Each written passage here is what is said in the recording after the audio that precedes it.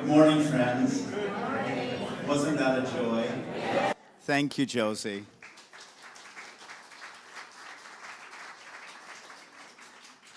I got to do something I never get to do on Sunday morning. I got to watch everyone come through the front door, and it was nothing but smiles and dancing.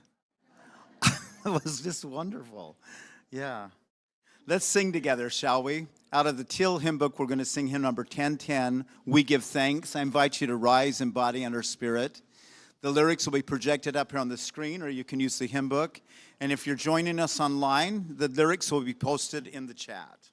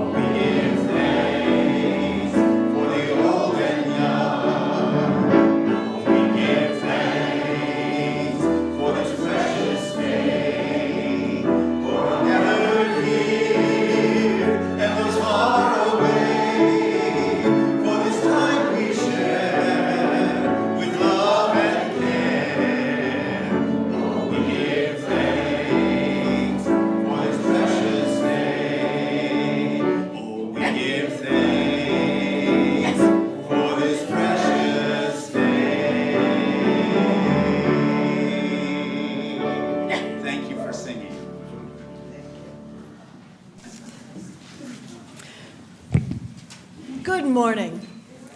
Welcome to the Olympia UU congregation. Our community envisions an interconnected world that is loving, just, and healthy.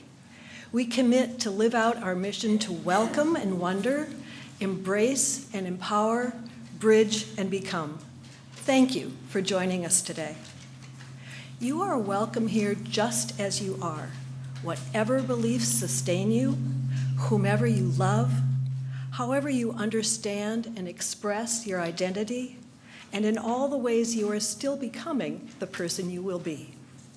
My name is Ann Colbury. I use she, her pronouns, and I'm a member of the worship arts team. I'm an older white woman with dark hair, wearing glasses, a blue top, and a white shirt over black pants. Leading worship with me today is Reverend Carol McKinley, Troy Fisher, our music director, and Reverend Sarah Lewis, our Director of Community and Faith Development. Here are a few things to know about our service today. We are streaming live on Zoom and YouTube, and the service is being recorded. For those here in the sanctuary, you can see subtitles on the screen in front, or on screen if you are online. Over here are soft chairs and activities so everyone can be comfortable. We are a multi-generational community. Babies, kids, and teens are all welcome in the sanctuary, and there's also nursery care and a story program just down the hall in the classroom wing. We're grateful to everyone who helped make worship happen this morning. Thanks to all who contribute in so many ways. After the service, everyone will have the chance to discuss reflection questions offered by Reverend Carol. If you're online, we invite you to go into a breakout room for a virtual coffee chat. For those here in the sanctuaries, please stay for food and fellowship in the commons. In 2 weeks, on August 25th, our sabbatical committee will hold a mid-sabbatical check-in after the service at 11:30, right here. It will be here in the sanctuary and streamed live on Zoom. This will be a time to explore the themes of renewal and beloved community, and how we are leaning into the shared ministry during Reverend Mary's sabbatical. Save the date. Our all-church picnic this year will be at Squaxin Park, a new location. We will gather on September 8th, noon to 2, for a potluck picnic, zucchini breads competition, music, fun, and fellowship at the Rose Garden Shelter in Squaxin Park. If you have questions, please contact Reverend Sarah. There are many things happening at OUUC. Check out the Tuesday electronic update or the website for the most current information. Now let's take a deep breath as we open our hearts and minds and prepare for worship. It's good to be together. This morning, we join UU congregations around the world in lighting a chalice, the symbol of our faith tradition. If you are online and have a chalice or a candle, please join me as we light them together with the words of Alice Anacheka Nasman. In a time of uncertainty, when so many things around us are constantly changing, each day new developments, rising numbers, changing guidelines, when the world we live in suddenly seems upside down and topsy-turvy, we light our chalice to remind ourselves of our grounding in our faith. We remember that the flaming chalice came into being as a beacon of hope during World War II, a secret symbol that offered hope. In the midst of it all, we wrap ourselves in the warm light of a familiar flame, a reminder of the strength that emerges when we come together in community. And we light this candle in honor of the Reverend Mary Geer, our settled minister on her 8th week of sabbatical.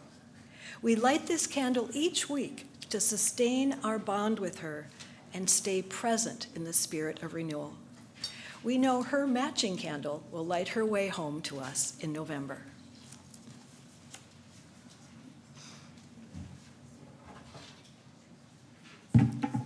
Good morning. I'm a Reverend Carol McKinley, and I use she, her pronouns. I have white hair this morning and every morning.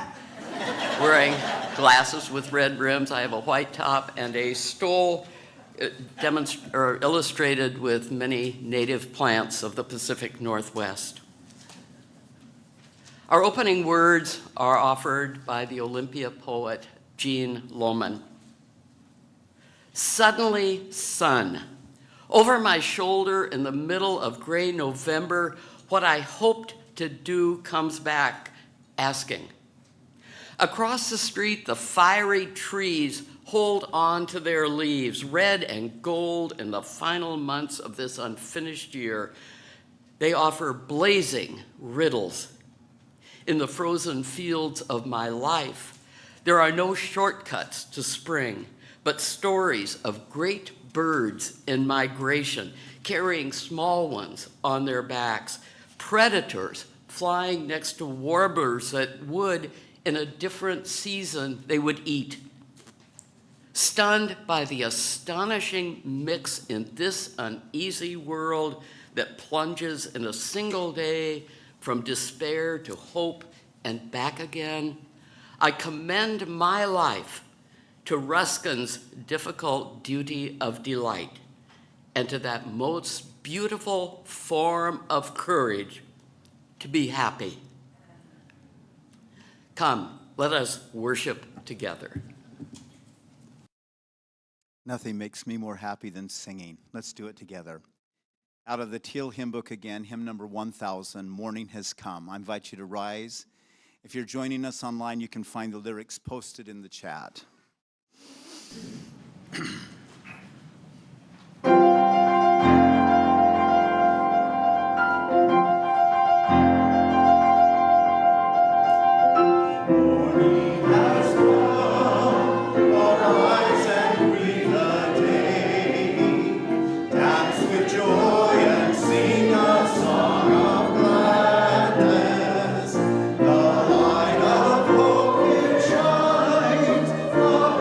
Each face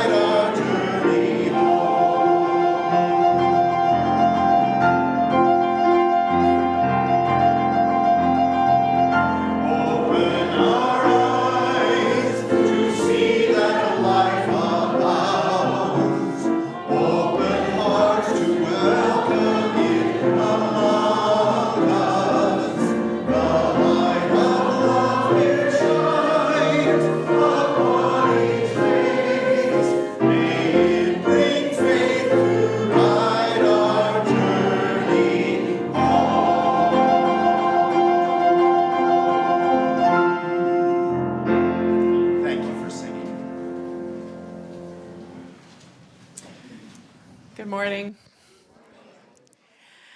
The story that I have to share with you today is a traditional story from the Swahili coast of East Africa. Long, long ago, there lived a sultan and his wife, the sultana, who he loved very dearly. He kept his wife in great luxury. Why, not one day went by that he didn't give his wife a gift of some new clothing or jewelry. And he loved his wife. He loved to gaze upon her. They had been married for many years, and he loved her just as much now as he had when he first met her. But he was worried. He was worried because his wife, the sultana, when they had first married, had twinkling eyes and color in her cheeks. She had laughed. She had flesh that jiggled and happy hips that swayed. And after years of marriage, she was thin and pale, and her eyes were rather dull and tired looking. Something was wrong. And so he consulted his advisors. What could be wrong with his wife, the sultana?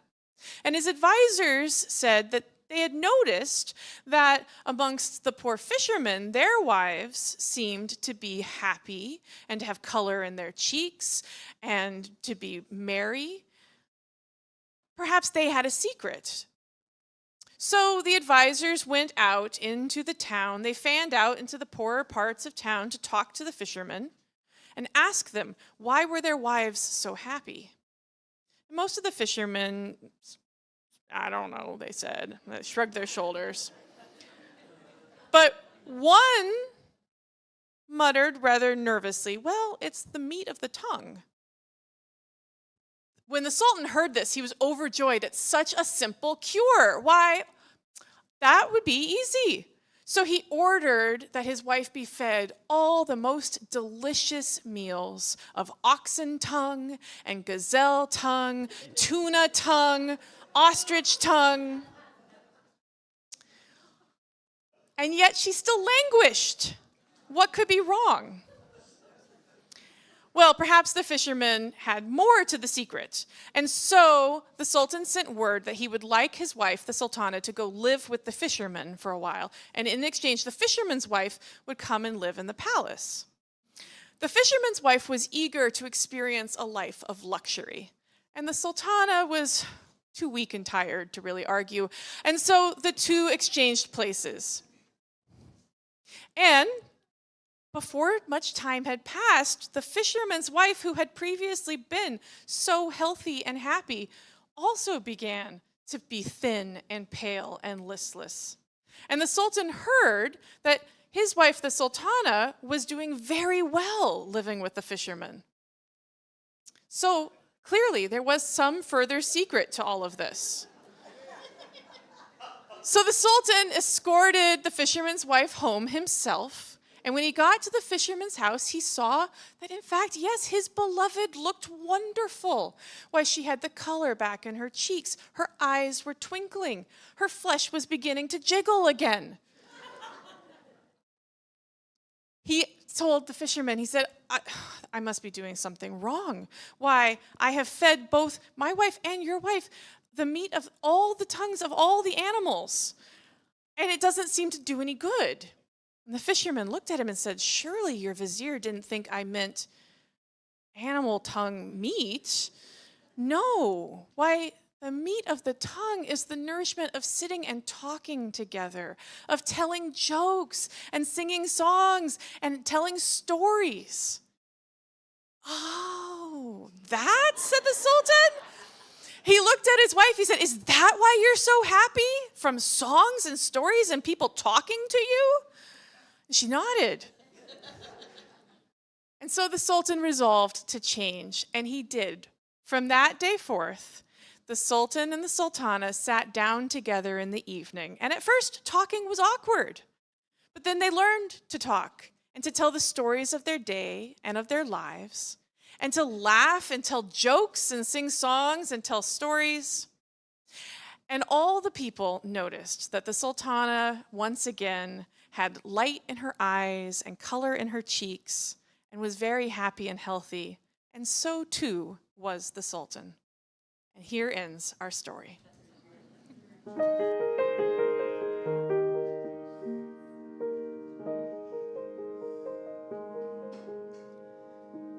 Be ours a religion which like sunshine goes everywhere.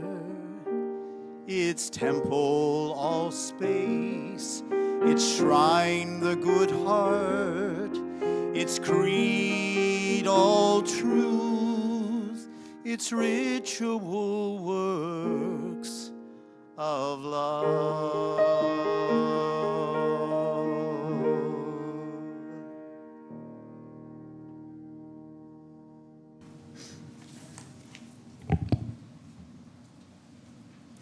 Each Sunday, we engage in two spiritual practices of generosity and gratitude by joining together in service to our community and to something greater than ourselves.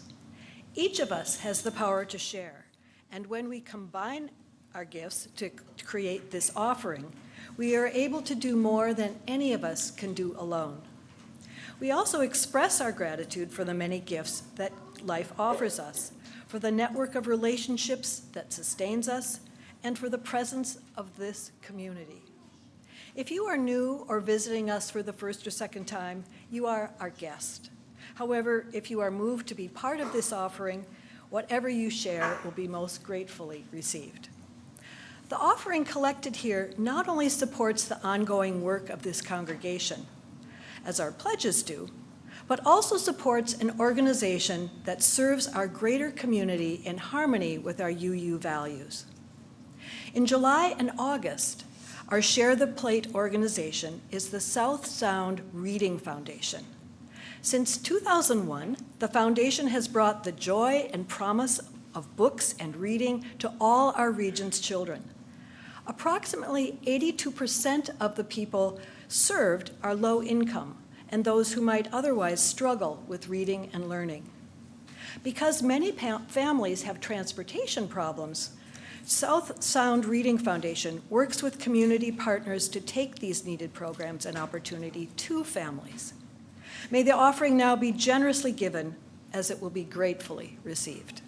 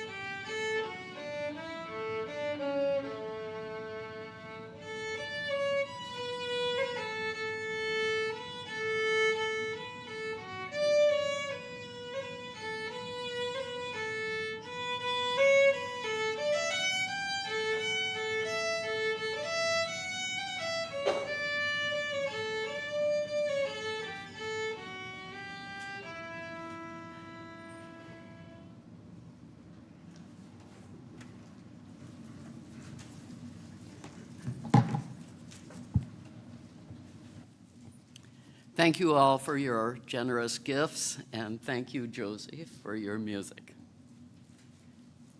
We came together this morning bringing all that is in our lives. Let us now open our hearts to the complexity of life as we place stones in the water of community. You will hear a drum beat as we share today. It brings into our awareness that our individual hearts beat, and together we create the heartbeat of community. Right now, I invite you to take a breath as we open our hearts to receive the complexity of all that is in our lives and in our communities today. For those online, I invite you to share from the heart by entering in the chat. Those in the sanctuary can see your sharing on the screen. For those of you in person today, I invite you to come forward if there is something you would like to bring into this community. You may place a stone in the water as you hold your sharing in your heart. Please come up through the side aisle and return by the center aisle. Now, let us hear the heartbeat of our community and reach out our hearts in love and care to all those who share.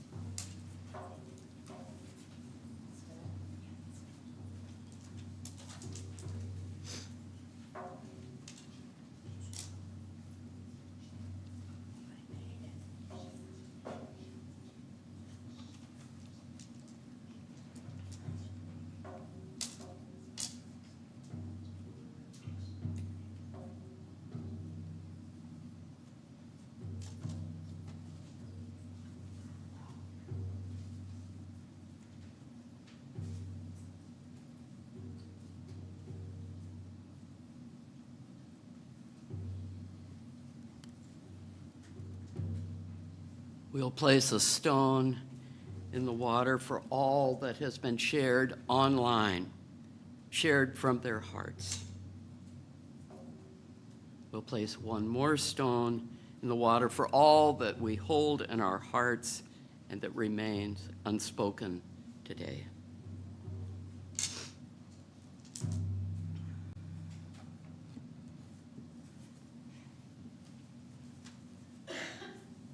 As we hold in our hearts all those who shared, be in whatever way is comfortable for you as we come together for prayer and meditation with these words inspired by those of the Reverend Vanessa Rush Southern.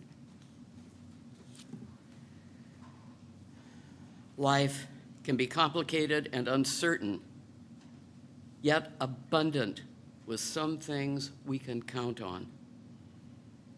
It has seasons of struggle and seasons of delight.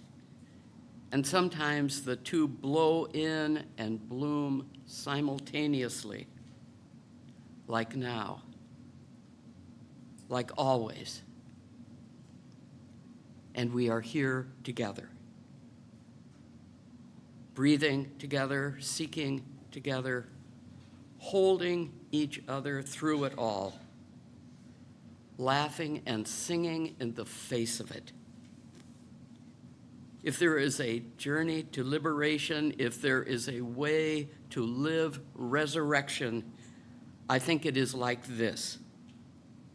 May we claim what gives us life, hope, and joy, sinking our roots down into what grounds us, reaching toward the sun. May we open our hearts to the abundance of creation that surrounds and sustains us. Amen. Let us hold a moment of silence together.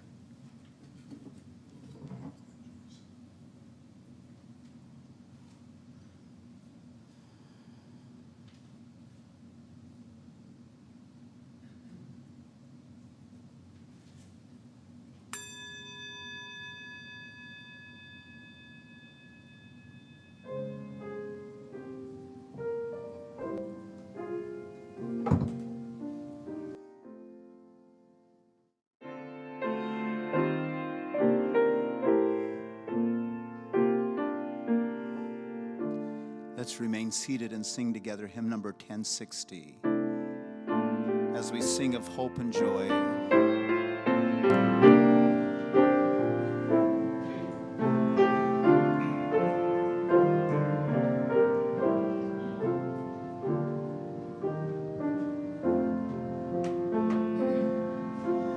As we sing of hope and joy today, some know the anguish and despair.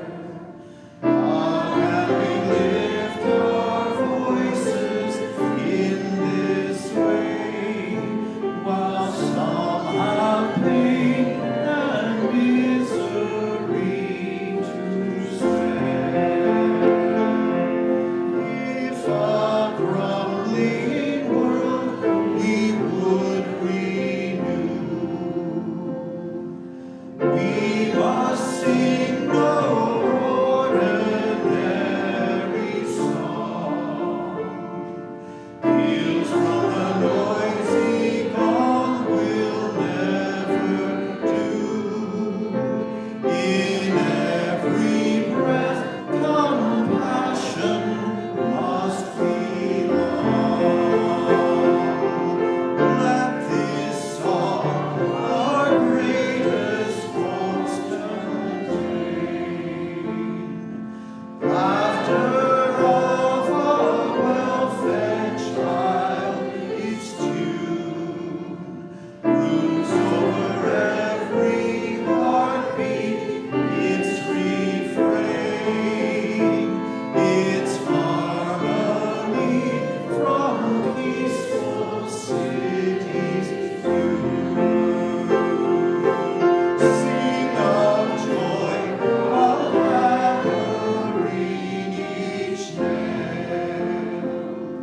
Sing of hope, what a pulling every wing. So shall we sing together and prevail. May every hallelujah bear us seal.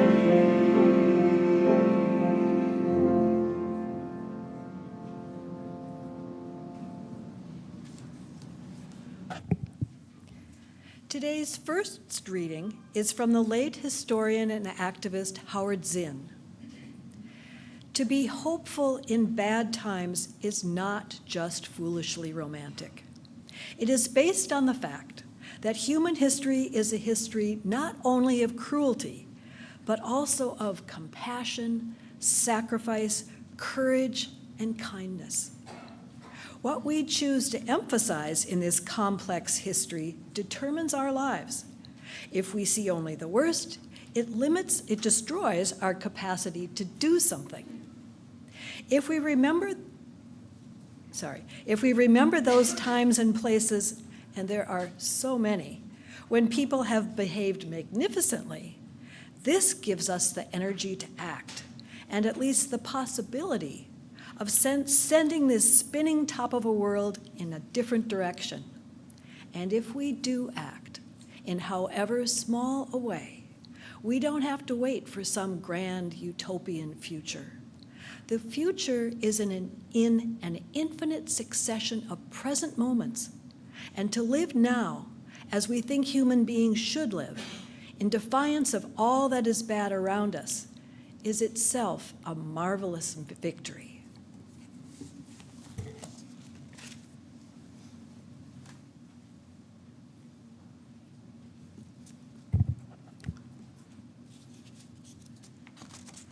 Today's second reading is from the 14th century Persian poet Hafiz.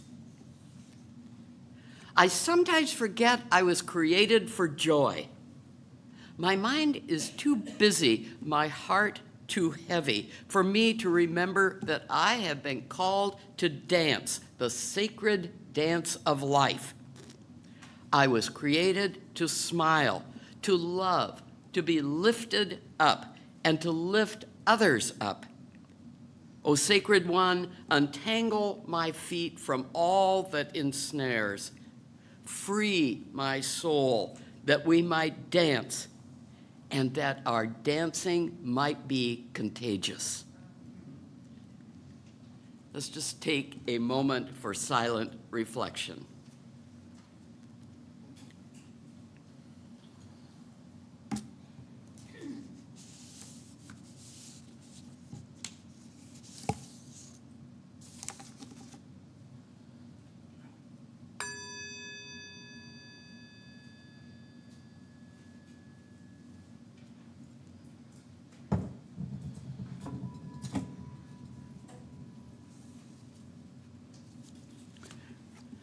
Earlier, Troy sang that hymn with the words written by Theodore Parker. Well, a characteristic that makes Theodore Parker my favorite historic Unitarian is the way he combines his undaunted sense of justice with limitless optimism. If you're not familiar with Theodore Parker, here's a brief version of his story. He lived from 1810 to 1860. He rose to fame as a controversial, even heretical Unitarian minister whose militant opposition to slavery demonstrated his firm belief that the arc of the moral universe could bend toward a more just world. Yes, that famous saying often used by the Reverend Dr. Martin Luther King Jr. originated with Theodore Parker. Parker applied his energy and his force of will to several social reform causes, including women's rights, temperance, and the abolition of slavery. As a minister, he played a pivotal role in moving Unitarianism away from a Bible-centered faith, and in 1841, he gave an ordination sermon entitled A Discourse on the Transient and Permanent in Christianity.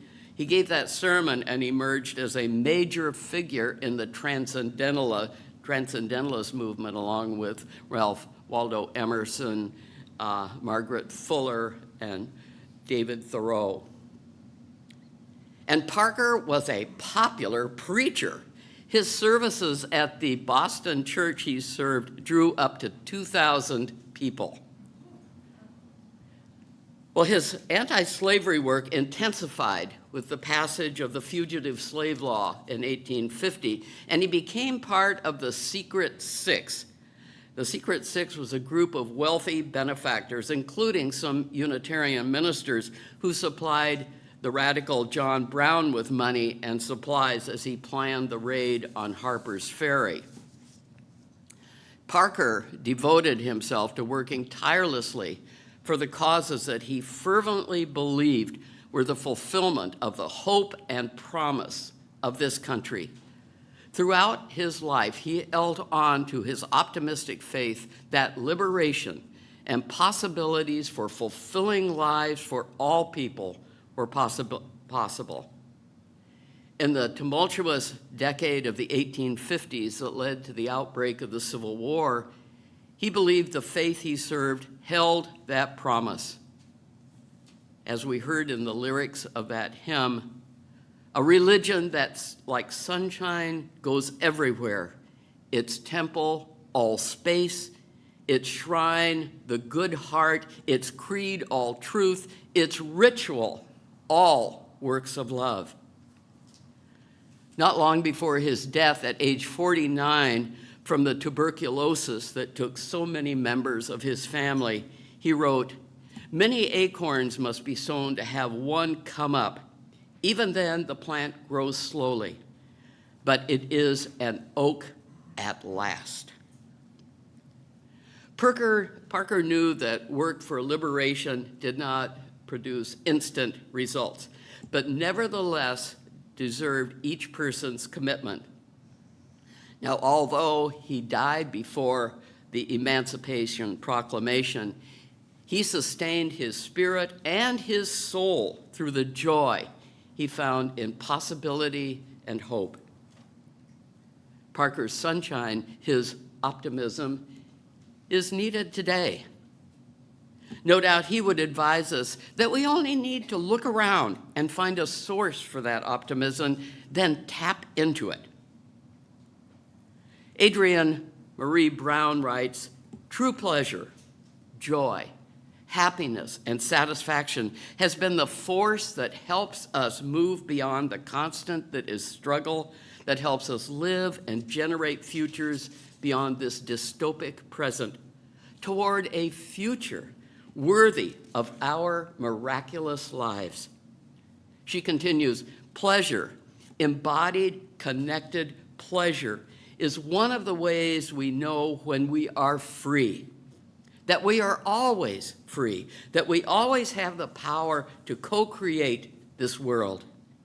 Pleasure and joy help us move through the times that are unfair, through grief and loneliness, through the terror of genocide, or days when the demands are just overwhelming.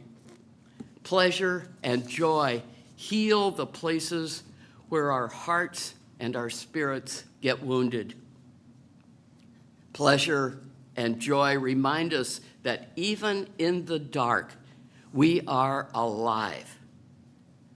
Pleasure and joy are medicine for the suffering that is absolutely promised in our lives. No, we cannot deny the world's suffering. We cannot deny the angst that builds in us when we read the latest news or watch on television as cities are being destroyed by deadly missiles. We may find ourselves in a state of existential dread that creeps into our hearts, our minds, and our souls. Even as we recognize and work to alleviate suffering in the world, it is important that this work not become overwhelming. Surely an antidote to angst is needed. And that's where joy comes in. Joy has long been recognized as one way to counteract that dread that can stifle heart and spirit. In the ancient Hebrew scriptures, a verse in Proverbs tells us, "A joyful heart is good medicine, but a crushed spirit dries up the bones." Modern medical authorities also recognize that joy is good medicine.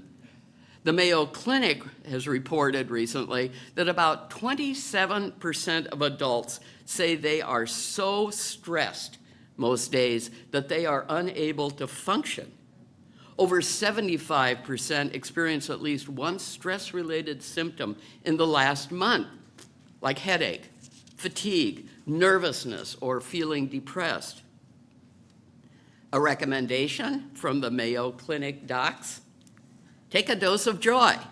You don't even have to swallow a pill.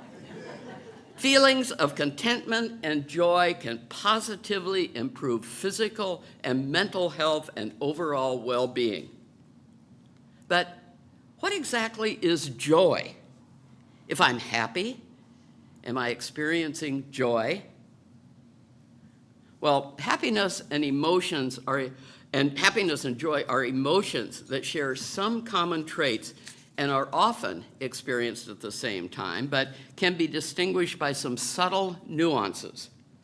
Usually, happiness is the emotional reaction to what is happening around you at the moment. For example, you've been circling the Costco parking lot seemingly forever, and then a person just pulled out of a parking space, and it's across from the entrance. That's happiness. Your reaction is something taking place in your life at that moment. However, joy isn't a reactionary emotion. It's more a state of being, resulting from having a sense of purpose or some kind of goal in life. When you're joyful, you're not necessarily happy and giddy, but you certainly can appreciate moments of happiness in your life. One of the medical experts at the Mayo Clinic describes this difference in her own life. She says, "Happiness is fleeting, but my joy still drives me on a terrible day. Because I have a purpose in life, I still have joy, even though I might be having a horrible time." She adds, "I think of joy as a ripple or a domino. On my medical team," she says, "we share a connection of wanting to care for women and children. This shared purpose and joy builds a connection between everyone on our team. And when you link joy together with others, it becomes even stronger." Joy isn't then experienced in a vacuum. Most of the time, it's a feeling or sentiment that spreads to others through your attitude and actions. My friend and colleague, the Reverend Summer Albiati, suggests that in our Unitarian Universalist communities, actions rooted in commonly shared faith values can provide such joy to some people. Values that affirm the goodness in life and in our fellow humans. Values of justice, equity, pluralism, generosity, interdependence, all centered on a foundation of love. Values. That is what we hold on to amidst inevitable and sometimes difficult or stressful times. Shared values that reflect our desire to see the good for all. Joy wells up when those values are made real and when we become engaged in them. By volunteering, for example, for a voter registration drive. By working with neighbors in a community garden to grow food for the food bank. By supporting climate change, education, and action with others. By collaborating to prepare meals for those who lack the simple pleasure of a warm dinner served with a smile. And you don't have to go far to tap into that joy. You can find others engaged in joyful action right here in this congregation. And joy, as I said, is compounded when you're engaged in activities with others who share those values. Summer reminds us that not everyone may have the bandwidth to engage at the moment. And that's okay, she says. Gather yourself, take a moment, and do what you need to do to get yourself ready for what may come, because our collective liberation remains on the agenda, and love remains at the center of that agenda. As long as we hold on to values that state that everyone is worthy of that love, we will remain rooted and strong, unwavering and resolute. We'll even remain joyful. The poet Mary Oliver writes, We shake with joy. We shake with grief. What a time they have, these two housed as they are in the same body. Yes, we must recognize and reckon with the suffering in the world around us, and while we're working to alleviate that suffering, to not become overwhelmed by it. A commitment to see good and recognize the presence of good in the world and in ourselves is the strongest source of joy in our lives. While always aware that bad events happen in the world, we can tap into that joy, that sense of connection to life itself, to help us confront injustice and work toward grief for all. Joy is the fuel that keeps us going when we might want to give up.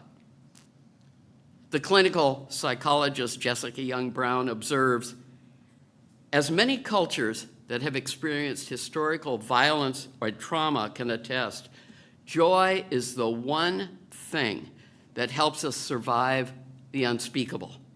It is no accident that we find moments of laughter at our memorial celebrations.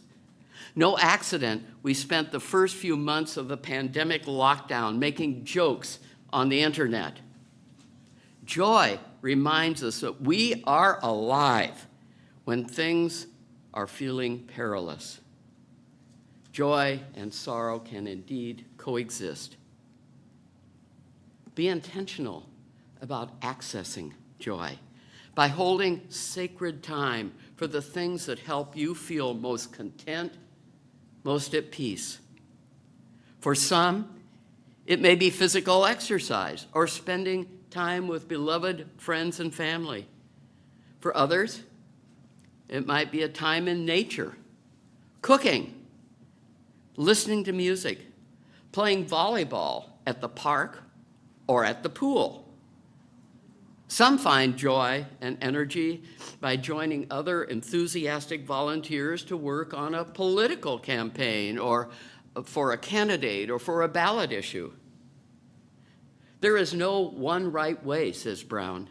Joy is a resource that can enhance our lives, but we must decide to make it part of our lives. We must actively seek it out rather than waiting for it to come to us. So how do we seek it out? Try asking yourself, what makes me feel most alive? Several people in this congregation have said singing in the choir on Sunday mornings brings them great joy, lifting their hearts and spirits. During last Sunday's service, our music director, Troy Fisher, asked us to look at each other and smile as we sang a hymn, reminding us of the joy we all have in singing together. So ask yourself, what brings you joy?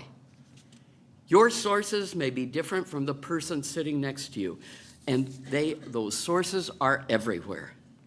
Some find joy caring for others, spending time in nature, discovering a new book by an author whose work they love, or taking an art class. Others discover joy in developing those relationships or developing their own personal empowerment. Having meaningful activities or a purpose replenishes physical and emotional energy and helps develop resilience for those tough times that will inevitably come. Perhaps enjoying the summer to rest in your lawn chair offers exquisite joy. If so, you'll be responding to this congregation's spiritual invitation for summer, which is written at the top of your order of service. Slow down. Find enjoyment where you are. It's important to recognize that many possible stressors in life are outside of our control. The weather, the behavior of others, our own past, natural disasters, other aspects of life exist without our input. But while building joy, focus time and attention on things that can be controlled. One Mayo doctor says, "I've learned not to internalize the things I can't control. This frees me up to better navigate the situation and focus on my personal happiness and mental health." And of course, that's great advice, but it's not always easily done. That doctor decides what parts of a stressful situation are outside of your control, then making an intentional decision to shift attention to things you can change. Instead of spending time ruminating on something that is out of your control, decide to see the good in something and then choose joy. Joy can also be found in expressions of gratitude, being thankful or showing appreciation for things and the people around you. This could mean sending positive thoughts to someone special, writing a text message to a friend, or listing 3 things you're grateful for each day. This daily practice helps your brain shift to appreciation and blessings instead of problems and challenges. Being deliberate by listing blessings helps you recognize, even amidst the stressful things, that there are so many good things in our lives. Joy can also be found in building relationships. Each of us, in various degrees, need connection with others. Recognize what is great in other people and then lift them up. Cheering them on helps us recognize the good things in ourselves as well. In working to develop more joy, keep perspectives on which situations and decisions are monumental and which are only little annoyances. Recently, a colleague in Colorado shared a poem that speaks to that perspective for persons of any age. In her poem, Curmudgeons of Joy, Judy Shook writes, "They say as you get older, you get more set in your ways. That's all right with me. I am getting set in my ways. In fact, I am getting downright stubborn. I refuse to believe that greed will triumph over justice, that racism is an incurable social disease, that hunger and poverty cannot be overcome, that our climate cannot be restored as a garden of life. I am stubborn in my faith and optimism. I am tenacious in love, constant in compassion, unwavering in my ability to laugh, especially at myself. I hope many of you are getting set in these ways too. Let us be curmudgeons of joy," she writes. In this way, we dare to hope and celebrate life, even as we may face disappointments and instances of defeat. We see the brokenness in individuals and social systems, and yet we must celebrate. We must celebrate who we are and how we are part of this hopeful community of souls, changing lives, communities, laws, and society for the better. I'm sure Theodore Parker would see himself as a curmudgeon of joy, even as he recognized that much work remained to be done. He would find time to celebrate how he was part of changing lives. No, he did not live to see his fulfillment of his hopes for liberation, but his energy, his hope, yes, his joy in his work inspired generations who followed him to continue his work that is yet to be fully realized even today. When we celebrate our highest values and find that sacred hope within us, we are spiritually energized and driven in truly holy directions. We are moved toward one another into loving interconnection, into deeper relationship with all that is sacred in this life. As you move through the next few days, be on the lookout for moments of sudden connection and joy. Keep your cup of joy filled by reaching out to others, staying engaged in our shared world. Then do something really radical. Choose joy. Amen, and so may it be.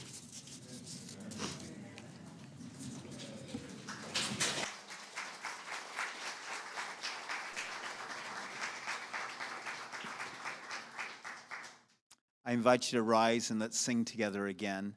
Hymn number 1074, Turn the World Around. We've taken out a word that some of you might miss, and so I'll just give you a heads up. The word abitawa that Harry Belafonte used in the final choruses, it was discovered as a Jamaican slur that's a negative slur towards those that are gay. And Harry Belafonte never knew that. He just liked the sound of the word. So we're going to take it out, and you might find that it just jumps out of your mouth, and we won't take offense if it does. All right? Thank you again, Josie, for joining us today making music.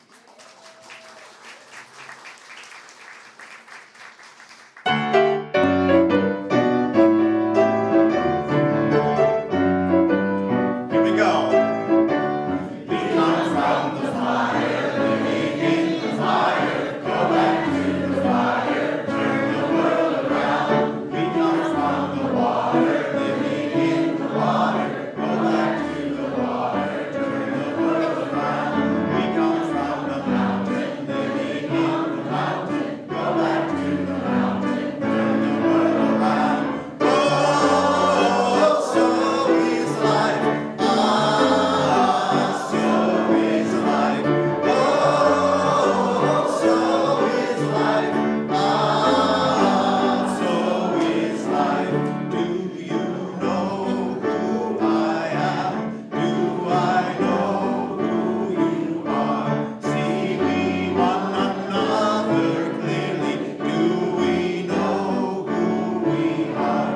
Do you know who I am? Do I know who you are? See we one another clearly. Do we know who we are? Do you know who I am? Do I know who you are? See we one another clearly. Do we know who we are? Oh, so is life. Ah, so is life. Oh, so is life. Ah, so is life. Water makes the river, river wash the mountain. Fire makes the sunlight turn the world around. Water from the river, body is the mountain, spirit is the sunshine, turn the world around. We are of the Spirit, truly of the Spirit, only can the Spirit turn the world around. Oh, so is life. Ah, so is life. Oh, so is life. Ah, so is life. Oh, so is life. Ah, so is life. Oh, so is life. Ah, so is life.